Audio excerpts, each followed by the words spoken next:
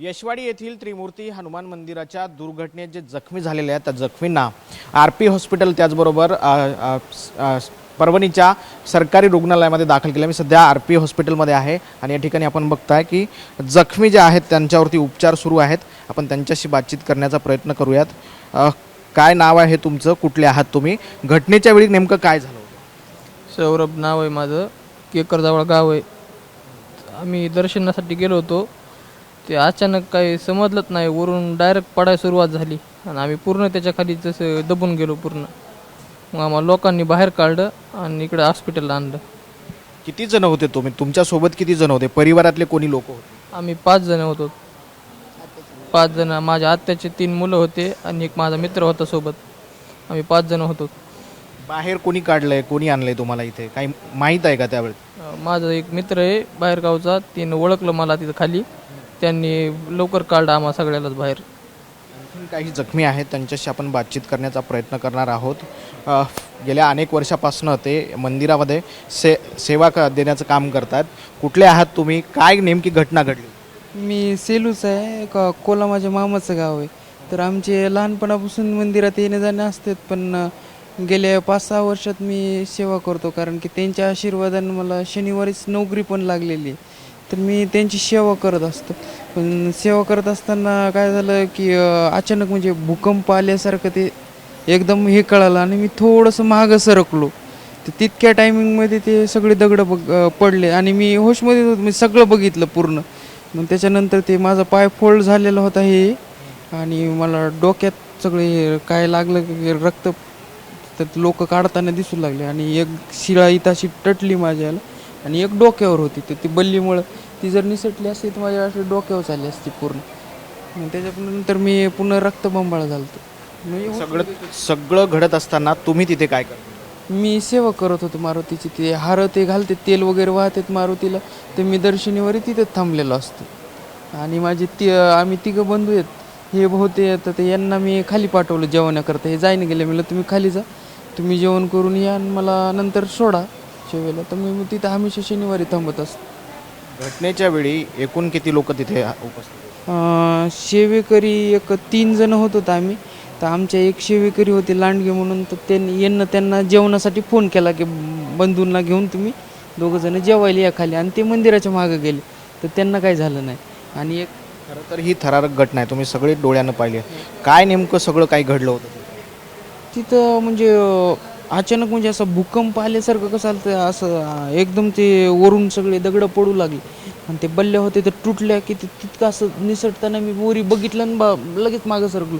पण मागे काय झालं, स्टीलचं गेट होतं मंदिराच्या, तिथं मला मदत जातच आलं नाही, आणि तितकं ते पडताना बघितलं मी, पण पुढचं काही इतकं लक्षात नाही आलं। मी ज्यावेळेस पडलो म्हणजे दगडं खाली, मग एक मिनटाच्या नंतर मग मी ज्यावेळेस मला असं पडलेलं दिसलं त्यावेळेस मी उठलो। मग माझं हे पाय टटलेलं, मी पूर्ण होशमध्ये होतो, मी प्रत्येक माणसाला बघितलं माझ्यासमोर, आणि माझं हे पाय टटल्यामुळं हे फोल्ड झाल्यामुळं मला बाहेर निघता येणं गेलं। आणि बाकी मग मला थोडं छातीला मार लागला आणि डोक्यात शर्ट पूर्ण भरलं होतं रक्तानं। मग त्याच्यानंतर मला म्हणजे मुलं आले तिथले सगळे, त्यांनी ती एक शिळा काढली आणि माझा पाय मोकळा केला की मी उठलो स्वतःहून। नंतर हनुमंतरायाचं दर्शन केलं, मग मला नंतर लोकांना उचललं आणि तिथून मग खाली सोडलं आणि ॲम्ब्युलन्समध्ये टाकलं। तर माझ्यासोबत ॲम्ब्युलन्समध्ये एक माणूस जागेवरच गेलेला होता, त्याची पूर्ण खोपडी दबलेली होती। तर ही सगळी थरारक जी घटना आहे ती उघड्या डोळ्यांनी पाहिले, हे प्रत्यक्षदर्शी आहेत। आणखीन काही जे दर्शनासाठी भाविक गेले होते ते आपल्यासोबत आहेत। सगळी घटना तुम्ही तुमच्या डोळ्याने बघितली आहे? सगळी घटना मी बघितली माझ्या डोळ्याने। पलीकडे जाऊ लागलो, मी दर्शन करून आलो बाहेर, तर बघ वाढलं, मी पळायला गेलो तर मग पाय फ्रॅक्चर झाला।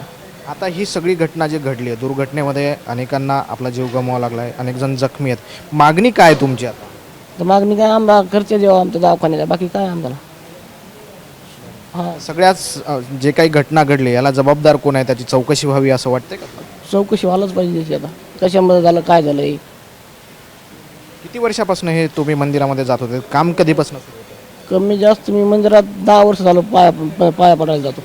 10-20 वर्ष झाले मी पाया पडायला, 10 वर्ष कमी जास्त झाली। आणखीन काही जे जखमी आहेत त्यांच्याशी त्यांच्या परिवाराशी पण आपण बोलण्याचा प्रयत्न करूयात. एकाच कुटुंबातले 5 जण तुमचे मंदिरामध्ये होते.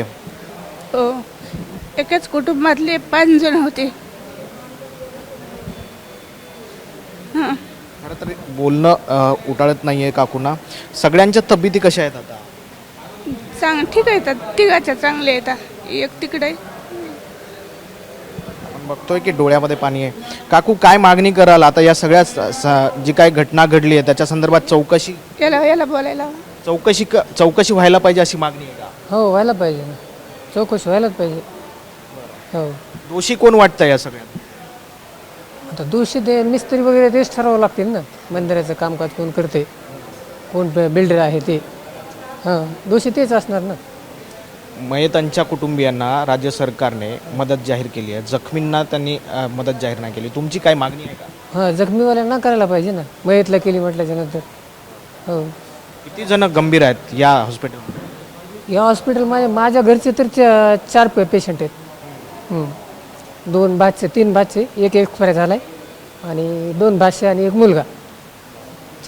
जे मयत झाले त्यांची घरची परिस्थिती कशी होती? त्यांना काही मुलं बाळ होतं का काय? हां, त्यांना 2च मुली आणि एक मुलगा होता. एकच मुलगा होता त्यांना, 2 मुली येतात. खरं तर काकूंच्या डोळ्यामध्ये पाणी आहे. काकू, एक कुटुंबातला व्यक्ती गेलाय, घर त्याचं उघड्यावर आलेलं आहे. काय मागणी काय करणार आहात?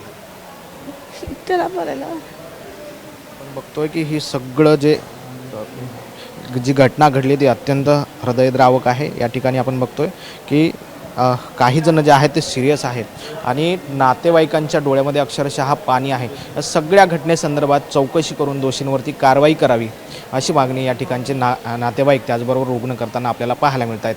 अनिकेत दहातोंडेसह मी ज्ञानेश्वर रुंडाळ, TV9 मराठी, परभणी.